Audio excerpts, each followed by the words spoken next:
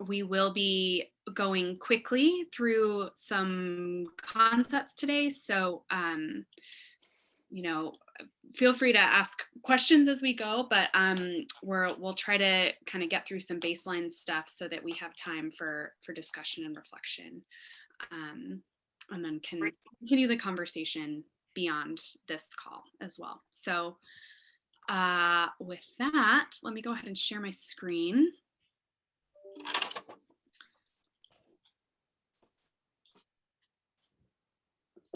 All right. Great. Well, welcome everybody to Thursday afternoon. We are almost there.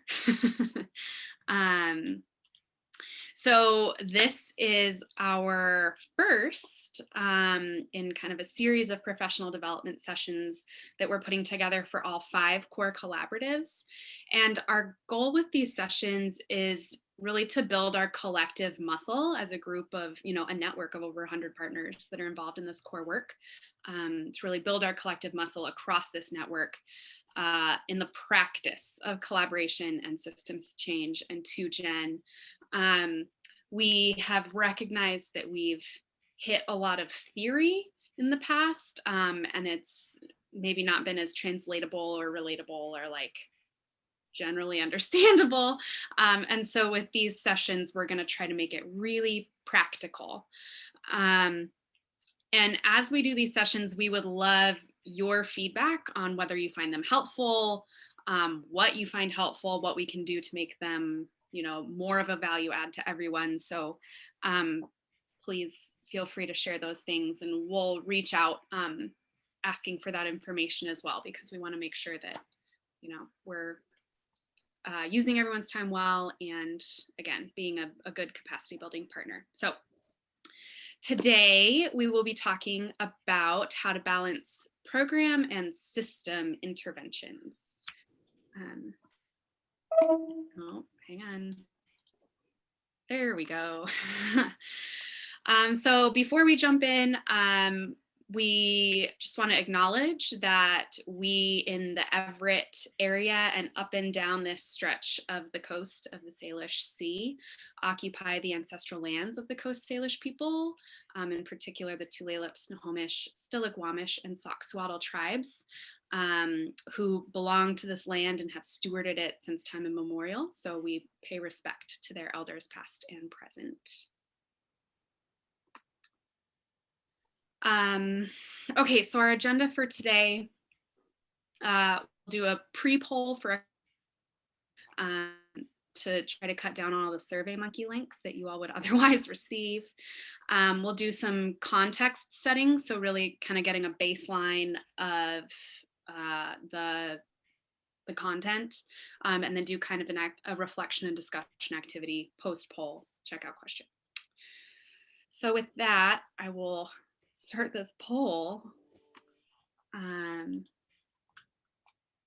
Launch poll. Hopefully everyone can see this.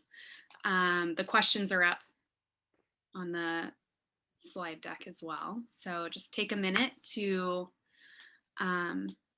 select your answers, and then we'll publish it back out.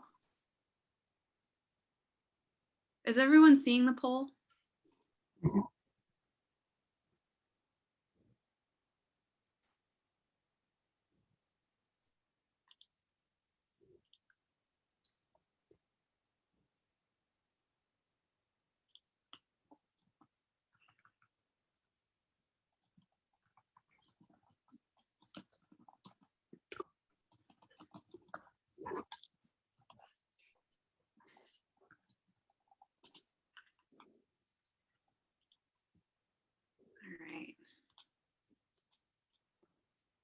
Getting some answers in.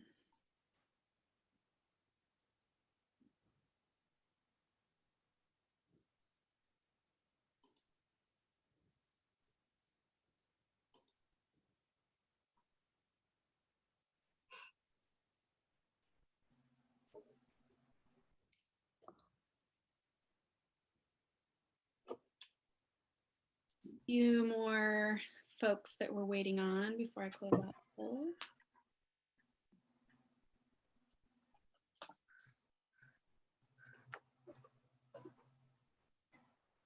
Mary, what does it say on yours? Or is the submit not working? So I answer with the 2 different dots, and then when I hit submit, nothing happens. It's like it won't convert the information into the poll. Did you scroll down, Mary? And Oh, I did the same thing until I realized there were more questions and I had to scroll down. there we go. Thank you. You're welcome. Troubleshooting at its finest. Great. I can wait for you, Mary, to submit, and then I'll go ahead and end the poll. All right. So, Mary, were you able to submit? You can. There we go. There's 13. Okay. So I'm going to go ahead and end the poll. And I can share results so everyone can see where we're all at. We're all over the board, which is totally fine. Ranging from not super confident to like pretty confident. We have yet to get into the like, I could teach this stuff.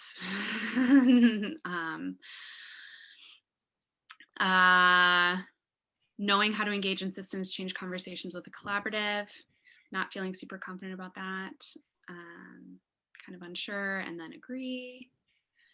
As far as people who are champions of systems change in the collaborative, you know, a range there. And we have confidence to build, which is great, around being someone who can lead these conversations. Great. So all in good places to learn. Oh, Monica, Please. Yes. Oh, can you, excuse me, can you scroll down? Yes. So we could, oh, I guess. We're responsible for our own scrolling. You should be able to follow along. Thank you. I just realized I am responsible for my own scrolling. I had the same question. That's great. I did not know that. So these are things I'm learning about polls. Great. Thank you. Yeah. All right. So thank you all for that. And we're hoping to bump up some of our knowledge and confidence around this work as we go along. One of the things that we've been talking about in our team recently is just the amount of time and thought that it takes to translate professional development that you take to what you're doing. That's not just an automatic like, wow, I read an article, I found a resource, and then automatically I know how to apply it. And, you know, in my own daily work, like that takes time and capacity. And so what we're excited about being able to do is provide some of those conversations and space to be like, okay, as a group, we have gotten into a lot of conversations over the last few years. We've found a lot of resources, we've done professional development. Now, really, what does it mean for each of the collaboratives and how can we use it so that it's not just, like Elise said, theoretical? And so I am really excited about those polls, like where people are sitting, because I feel like it's the perfect place to start getting into those conversations of like, we all have a little bit of knowledge, we're building some confidence, and now how do we really talk about how this works in our communities and in our collaboratives, knowing that, you know, being able to repeat a theory and knowing, you know, what it means for the community can be two different things. Thanks. Great. And I forgot to mention at the beginning, feel free to add to the chat just by way of introduction, your name and which collaborative you come to the table with, or which multiple collaboratives, depending on who you are. So feel free to add that as well. All right, so setting the baseline. Gosh, sorry. There we go. So we're going to look at programs, systems, and the relationship between the two. So to kick off with program intervention, And this is a refresher for folks who attended the Systems Change learning series back in the fall, and for folks who were not able to attend that, this is kind of the baseline. So when we think about programs, programs are what we in the nonprofit and philanthropy fields are used to. We see a need, we create something to address it with a sense of urgency. Like there are families who are hungry, so we create a meal program, or there are families that are experiencing homelessness, so we build a homeless shelter with as many beds as we can fit. Anything else in here you wanted? These are solutions that can either be simple, like following a recipe to meet a need, or even complicated, like involving multiple experts in developing a blueprint for program intervention. And traditional philanthropy has really reinforced, as you all know, has really reinforced programming as dominant through kind of reporting and measurement and expectations. We've asked, how many meals did you provide during this grant period? How many shelter beds? How many classes? Like, what percentage of my dollar goes directly to the child on the street? These are all quantity focused, program focused kind of measurements. And so programs have pros and cons. They have a very important place in what we do. They play an important role in meeting current unmet needs and in supporting families in crisis. So we don't want to minimize like the value of programs. But we do need to recognize that programs will always be limited. We can only reach a certain number of people through program intervention, right? Like the number of people we can afford to put in the program. So they're not going to lead to population level change. And as a result, programs can kind of unintentionally reinforce the status quo, which, we all, as part of CORE, have agreed is inequitable in various ways. And so programs can end up creating just more institutional dependence. Like if this person can't access this service through us, they won't access it at all.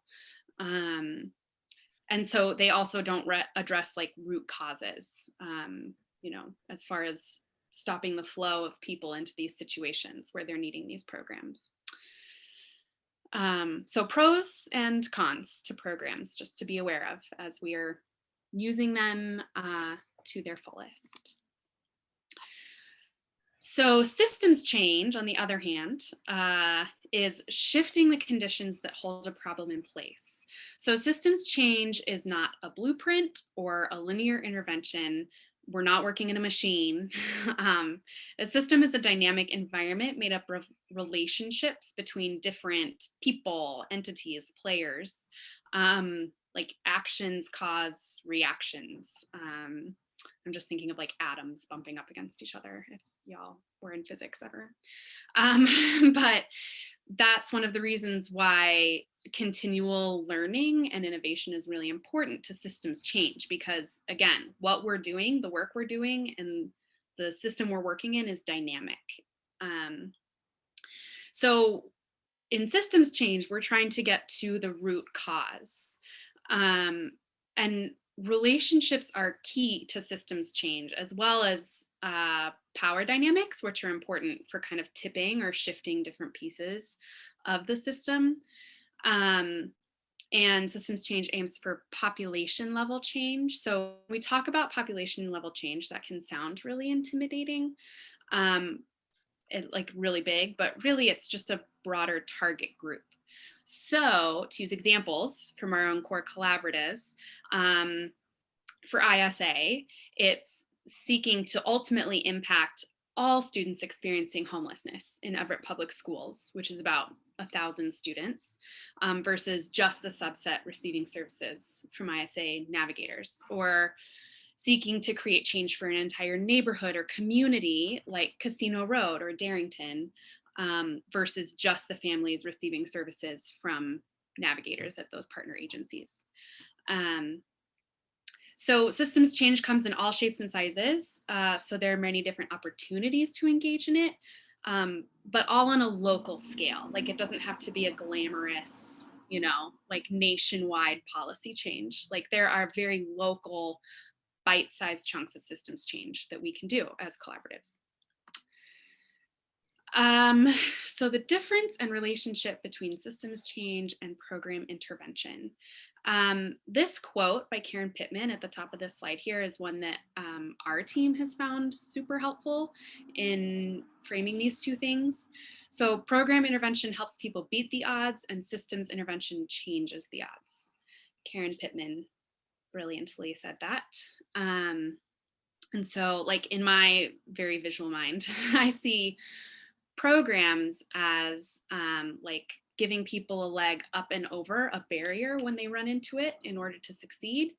But systems change takes down those barriers so that all the people who might have run into it, you know, including those who wouldn't have been able to access programs, are able to just walk right through. So programs change and systems change are different, but they're not mutually exclusive. So you know, programs can be really valuable tools for learning how to best shift the system and for stopping up gaps, like bandaging a wound. You know, like if there's no mental health counselors and there's a severe mental health need, like get a program in there to stop up that gap and then learn how to impact the system. So balancing systems change in programs.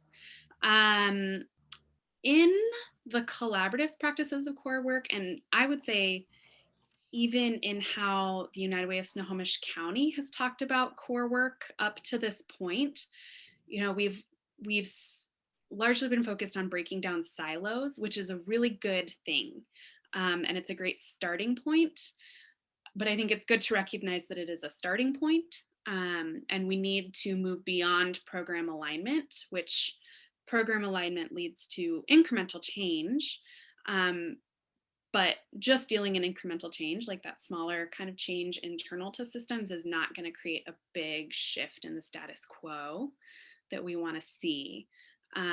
So in that, programs are not the end goal of collaboratives, but they can be part of the process of implementing layers of systems change. If that makes sense. Molly, were you going to say something? I'm sorry, I saw you unmute yourself briefly.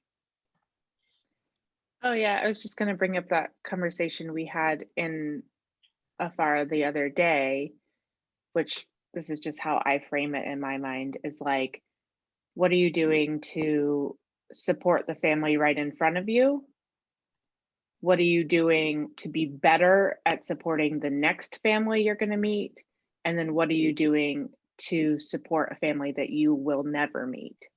So if you put something into place in the partnership or in the system, you will end up having a positive impact on families that you don't ever interact with.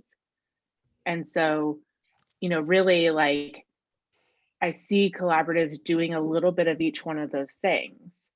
Like, how do you meet the immediate need in front of you, the family who's in your office? How do you get better at coordinating services so that the next family with the same need, you have a better or more complete response to them?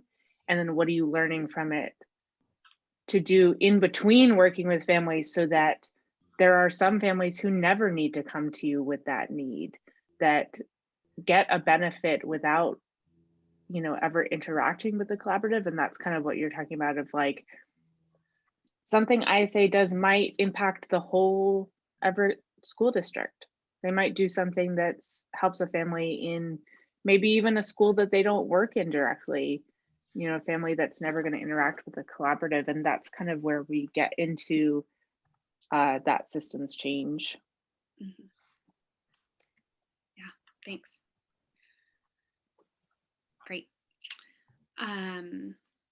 Yeah, that's actually a good segue into kind of some of the necessary mindsets for, you know, systems change and how to balance programming within it. And a lot of this is taken from the Tamarack Institute, our friends down at FSG in Seattle, you know, folks that really do a lot of collaborative and systems change work. So kind of the first mindset is what is called a container for change. So seeing the collaborative as a container for change. And in this framework, the collaborative is not a program, it's not a social service agency, but it is a civic movement. So depending on the collaborative, you know, it can be neighborhood wide, city-wide, school district wide, county-wide, if you're Homeward House movement. So hopefully you can hear there how there's a difference becoming a static thing like a program. Not to say that programs never change, but you know, there's a difference between becoming a program and having that be who you are versus being a movement, which is always growing and adapting and looking at different ways to, right, like push on things. And within this container for change kind of mindset, generative relationships are really key, which is really fancy wording to think about just building relationships with different like folks, like different people, different organizations, different entities within a system that are going to lead to innovation and creativity and also that shifting of power and control. So that's kind of the collaborative for or container for change aspect. And as far as programs within the collaborative go, families who are served can be seen as a living lab, is what Sylvia at the Tamarack Institute has called it. And you know, in being a living lab, you know, you can see families as kind of like an experimental group where we get to pilot, you know, innovative new ideas with them and learn more about the system. So, you know, it's where we really get to be curious and experiment. And tied to that is kind of learning, the importance of learning. So making sure that we're acting, you know, in these programs, but also learning at the same time. Like learning must have as much importance as acting. So really as what we're kind of doing, if that makes sense. So important to stay curious, important to be reflective, to take the time to do those things, to kind of take what we're learning from the program or the people served and apply it on that broader systems level. And then there's this idea of multiple actions. So once you've mapped out a system, so those conditions that hold a problem in place and have an idea for where community priorities lie, then you can plan multiple actions to change multiple parts of the system. So like Molly was talking about, you know, you can do something for the folks in front of you, for the folks that are on the way, and the people that, you know, you won't touch as a program. That's creating a couple different avenues of work.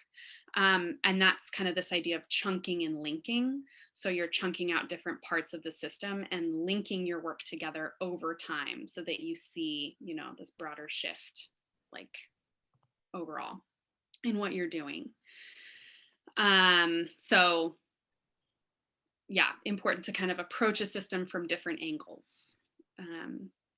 And then also in that is the importance of generating kind of new ideas rather than building out one big program. And back to that program piece with this bullet point on proving models versus owning programs. You know, a collaborative may develop or bring a program into a system to fill a gap. But again, the collaborative does not become that program, but it can do the like really important work of proving out a pilot model of that program. And then once you've proved its importance and its value, then you can work to like embed it into the system, you know, into a partner or someone that can sustainably house it. Otherwise, the collaborative risks becoming program focused, right? That program might grow so big that the collaborative just gets all consumed by it. And kind of loses that like secret sauce of the like ability to be adaptive and dynamic in collaborative work. So, and then with this last bullet, this is hard for all of us. None of us are trained to act this way, especially in nonprofit and philanthropy, but risk and willingness for change and being structured for adaptation is really important. So again, like not becoming a program, but building a space to reimagine and be creative, and to provide that environment for constant adaptation and innovation, right? Like, where does your learning take you? So those are the key mindsets that we're going to cover today. Next time in August, when we meet on the 5th, I believe, we'll look at kind of some other aspects of systems innovation and how it impacts programming. So this is your sneak peek. Put that on your calendar. So we'll dive deeper into some of these things, but that was kind of the quick overview. There was a ton packed into that. But really quick, we'll take any questions that folks have, and then we have these reflection questions that we'll split into breakout rooms and talk through for the next 15, 20 minutes. So any questions before we jump into this activity? So Mary in the chat asked if we can give an example of chunking. Chunking. I mean, I can give my thread pulling example. Great. The way that I think about this is kind of looking at the big picture of what's going on in the community and then seeing what threads you can pull. So Sarah, if you're okay, I'll use Casino Road as an example. Like, the collaborative has a really good big picture of what's going on in the community. They're seeing families who are immigrants. They're seeing motivations for being here, ways that they want to provide for their kids, desires for safety and connection and good education for their kids. They're seeing trauma. They kind of have this picture, and then they've started talking about, like, what pieces could we pull on? You know, we're seeing a really big need for mental health support that's culturally competent. What happens when we, hire a mental health counselor for the neighborhood that's really available to families? Like, what does that chunk look like if you kind of start playing with it and making some movement? What happens, if we talk about all the nonprofits in the area having, the same trauma-informed care practices and resources? What does that do for families? What would it look like? What are families' needs around interacting with the school district? What would it look like to have a better connection with enrolling at school? And so they're having these different conversations that are kind of chunks of work that they could maybe have some influence on, and then those could sort of build off each other. Like, if you do family education, how does that impact then the family's readiness to go interact with the school district? If you make some changes at the school, how does that impact the reception that families get when they do come to the school district? And so they're kind of picking up a couple little pieces to think about and start talking about that would have positive influence on each other. Yeah, if that makes sense. Does that at all answer your question, Mary? Yeah, that's perfect. Thank you.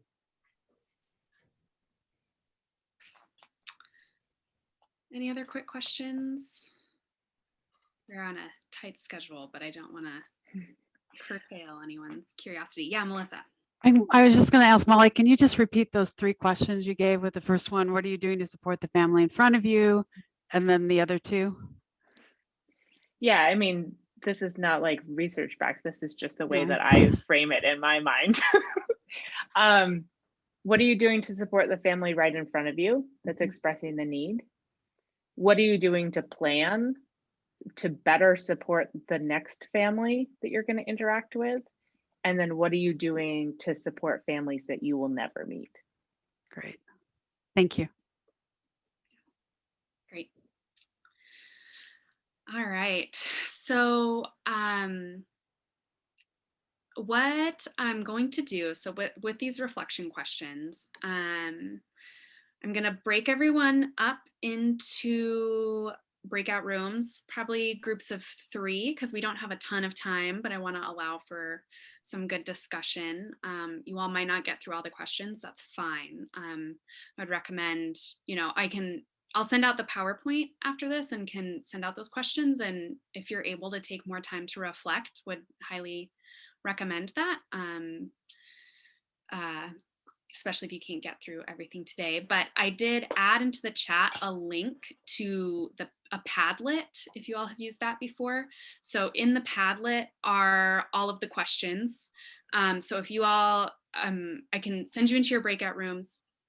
And then if just one person wants to go in and be kind of the like secretary of the group, add in the notes, that's great. However you all want to do it, just see if you can capture your conversation in that Padlet. And then I will call people back in about 15 or so minutes. Sound okay? Any questions? All right. I think, Elise, you and I think we'll be able to pop into rooms too, because I realize all the collaboratives are doing all these things, but not talking about them in these, you know, Tamarack language. Yeah. And so we can be the mirror that reflects that back to say like, yeah, you're totally doing this. This is what it's called. Like, here's how we think about it. You know, if it's hard to connect your own work to this theory, this is not anything that's new to the collaboratives. It's not really anything the collaboratives aren't doing. It's just ways to think about it. So we're happy to help with how to frame it too. So yeah, we can pop in and out. So I was going to ask if we are going to be collaborative specific. As of right now, I mean, we were thinking that just to kind of talk through this like cross collaboratively, doing kind of a mishmash at this point.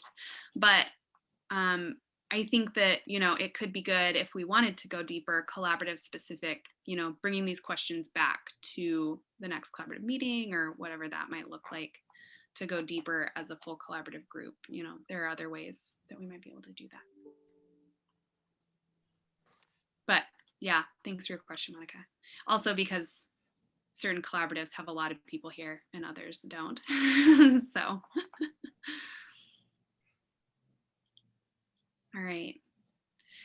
So I am going to send everyone into those breakout rooms and I will call you all back. I'll give you a warning on how much time's left so that it doesn't surprise you. Okay.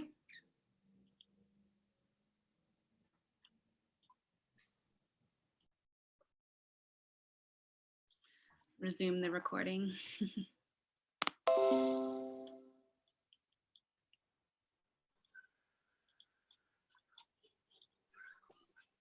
So do you get those pages, Elise? Yeah. Oh, yay, because I can't figure out how to save it.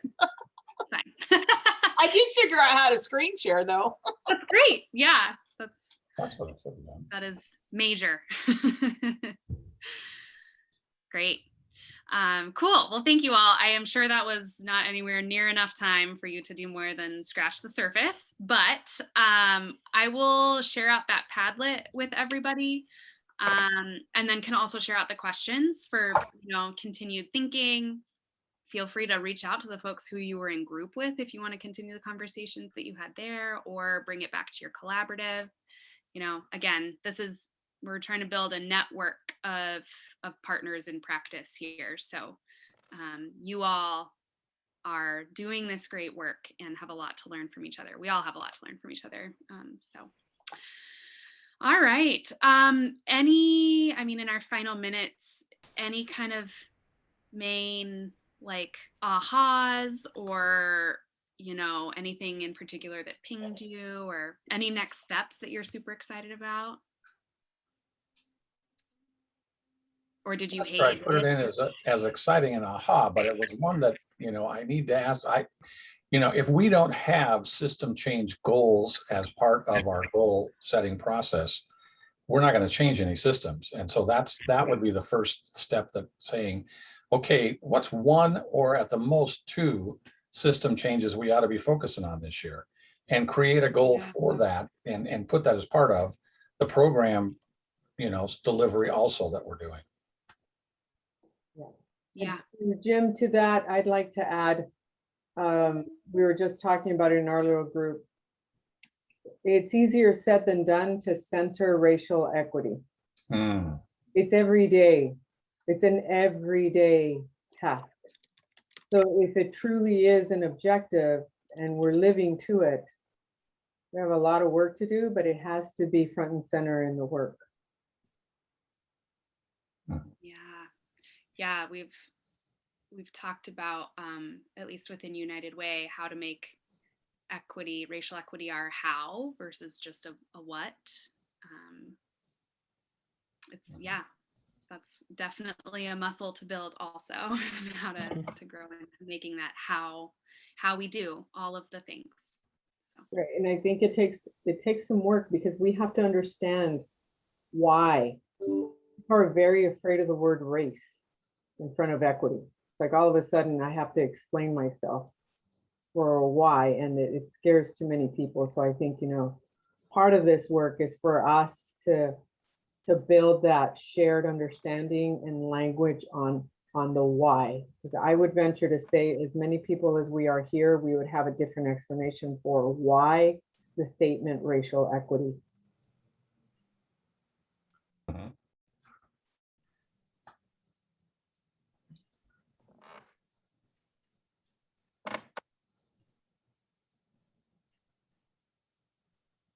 That came up in the breakout that Sarah and Artis and I were in was just like, how do you know what parts of the system you can influence, and how much can you do?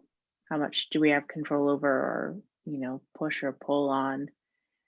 And just remembering, like, we don't have to jump to federal, we don't have to jump to state level, we don't even have to jump to county level. Like, make an influence in the space that you're in now, take that first step and see what happens and what relationships come from it. And maybe in a year from now, when you ask yourself what you have influence over, it'll be different. That can build and grow and progress as you go. You don't have to know now what systems change you're going to be working on forever. It will be continually growing. I agree with you, Molly. I think that when we're talking about system change, we tend to focus on the outside of your program kind of system. And we cannot forget that we together are a system. We are forming our own system, and we need to start with ourselves, and kind of implement those changes within our organization and these systems that we are created, and then it will project. But I think that is something that I've been realizing a lot lately, that we need to start with ourselves and then move forward to the other systems that we're trying to influence. But what are we doing right now within ourselves that is really changing things? Thanks, Arhelia. That's such a it's easy to forget the power that comes from doing that. That's so important. So I mean, us getting together across collaboratives is a system in itself. If we can get together and talk about racial equity and the disparities in the systems that we're working in and why we do this, and our ability to learn together and take risks and challenge what we've been doing, that's a whole systems change among us that will benefit the community, but doesn't even have to do with programs or families or anything. There's a whole other layer of connection and work that can be done here. And to that point, I will share my screen one more time. Something that we wanted to just call out quickly, a helpful tool that some of the collaboratives have dug into is this systems change triangle, which can be a helpful way to kind of map out a system, your goals, and to think through, you know, what are the different ways that we can change internally. Like, this is great to apply internally to an organization, and internally to a collaborative, but also externally as well. So just wanted to throw that out there as a potential tool that we're happy to help, you know, facilitate that activity. So, all right, we're coming up. Sorry, Jim, were you going to say something? Or Nope. No? Okay. We're coming up on 2, so this is a tight time frame, but we have just the poll to take again here at the end.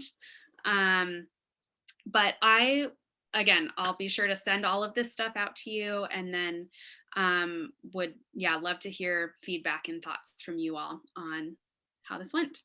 So any final thoughts before I start this poll, and then we can head out for the day?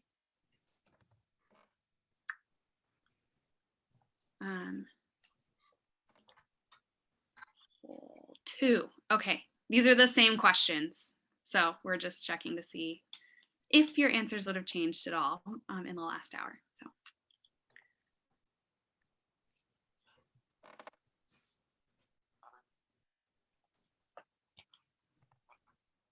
And it may be like, wow, I know some more stuff I don't know yet now. If you're like, backwards, yeah. Great, thanks, I feel less confident than an hour ago. That's okay too. Yeah, it's movement. I know that I'm in charge of my own scrolling. Yes, yeah. Step right there, you know. How confident are you in your scrolling? I am More so than an hour confident. ago? Oh, that's so funny.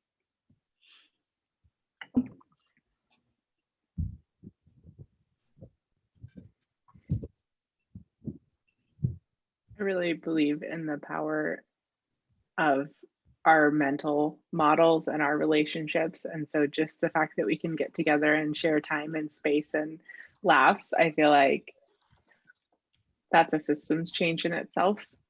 And I appreciate you all.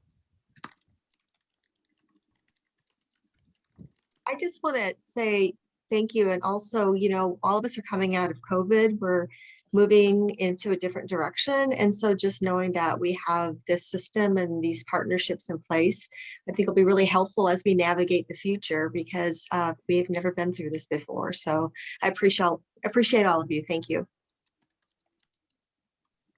Yes. To the day when we can see each other in person, maybe.